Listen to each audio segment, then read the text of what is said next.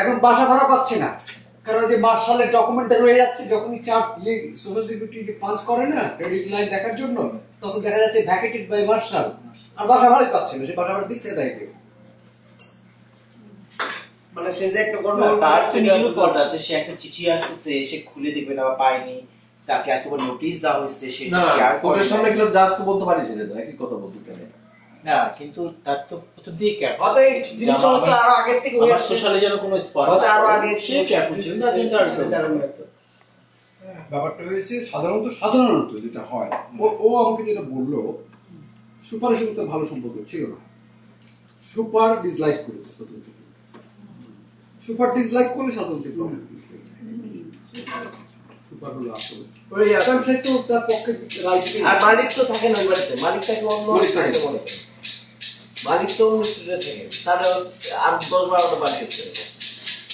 ওর বাড়িটার মালিক হলো এক ইরানিয়ান ভদ্রলোক,